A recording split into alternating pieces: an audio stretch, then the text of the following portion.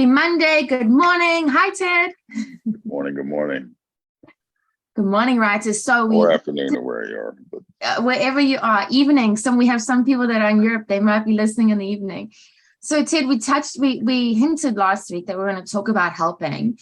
I mean, I feel like your whole business is based on helping people. That's got to feel good to go to work every day with that intention in mind. So how can we bring that to the people, you feel?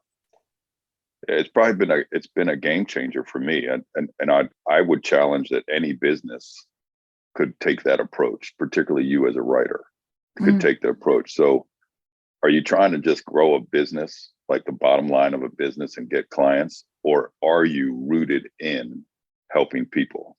And I know that's a mindset shift to be rooted in the fact that I'm going to go help people, and the outcome will be that my business grows and I make money, right?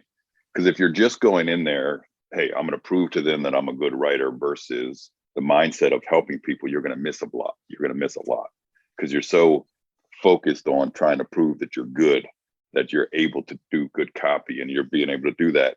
And guess what you're going to miss? What they need. The solutions that you provide and all this other stuff.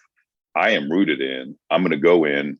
It's interesting that you say this because I could use myself as an example, because a lot of people in my space, they come and they have their pamphlets, they have their workbooks, they have all these things, and they go into businesses and they say, hey, here, right? We're going to do a leadership training and here's the book. You know well enough, I don't do that.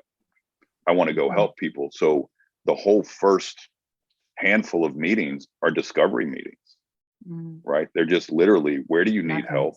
What do you need? Et cetera, et cetera. And then I jump into it. So this idea that, are you going to be the writer that goes into potential clients and be rooted in the fact you want to help them. You want to help them grow their business. And the outcome of that is that your business will grow, right? But the most important thing about this, like if you were going to add one skill set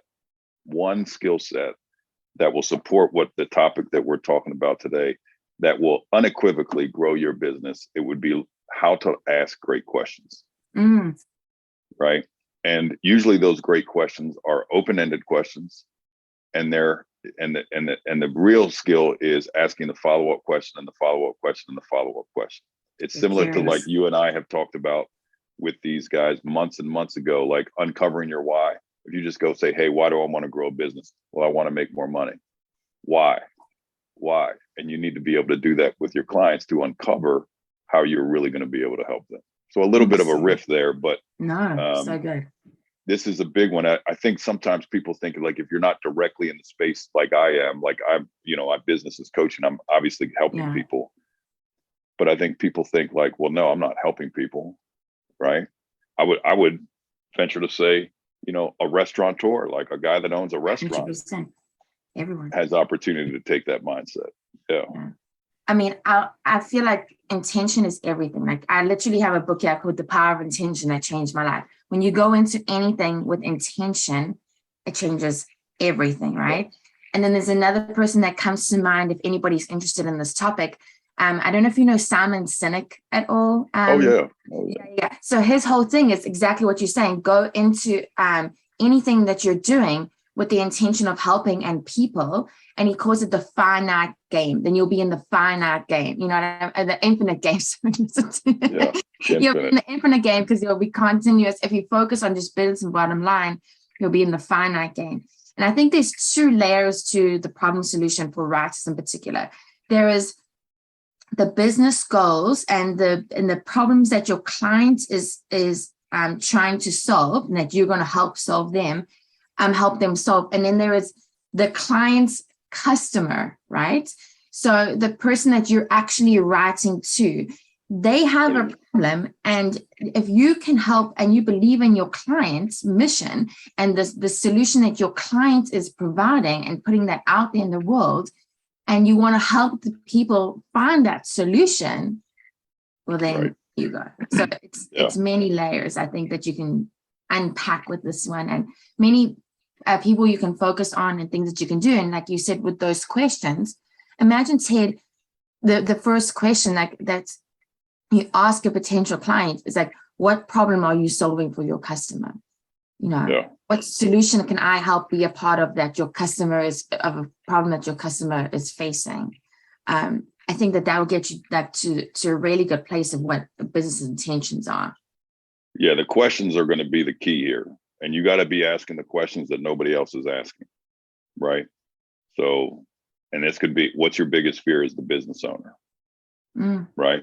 There's going to be all kinds of things that you can solution underneath of that. But you have to come in there blazing with questions, right? And deep level questions and follow-up questions for people. I often, and you know that, so I say, and don't accept a standard answer from people because sometimes they're not used to going through exercises like that. And so would you be the one that uncovers things for them that they haven't even thought of?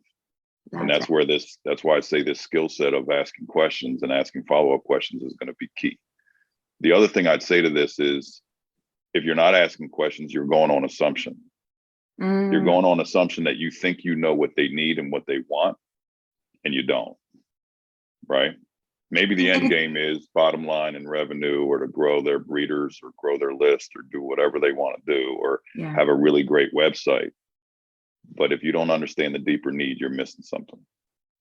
It's funny because I think so many people feel like they need to enter a meeting with all the answers. Yeah. It can be to be perceived as an expert, I need to arrive with the answers, and so I think that is a great mind twist. We know you just have to come in and be curious, have questions, because everybody loves talking about themselves, and if they have a business, it's their passion, and they're going to love talking about that with you, and feeling like almost seen, as cliche as that can sound, that you have that interest in you. And I think that takes down the pressure for anybody entering a meeting, and maybe even for the first time, because that can be a little bit uncomfortable at first. But I've been in many a TED meeting. I don't think there's any TED when you don't first like check in with the room before just going off on whatever you decided that you want to talk about, right? And it can turn a meeting in a completely different direction, but it provides so many more solutions, and it feels like so much more worthwhile of time that you spend with the person on the other side. So love that. Well, it was the biggest shift in my business probably 9 or 10 years ago, and it changed my business, but it also goes back to what you said in the beginning. It also very fulfilling. Yes, my intentions rooted in helping people, but it changed the way I approach business. I no longer was going on assumptions, nor was I trying to prove to people like I had all the answers. As soon as I admitted to myself I don't, and every individual client's different, that's when I started winning. So this is a big one for people to consider, just slowing down, one, rooting yourself in the intention of helping people, and two, learning how to ask those critical and deep-seated questions of every freaking potential client that you come across. And I love that, because most people that are listening to us, they're here because they have a passion for writing. So imagine your passion. Not many people get to do this. You are one of the exceptions, I feel like, Ted, where your passion and helping other people and improving lives can collide and can come together. How cool is that? Very true. Awesome. So, with those clients is going to probably be feedback, and sometimes feedback can be uncomfortable to accept. So we're going to talk about that next week. But thank you, everybody. And thank you, Ted. Take care. See you next week.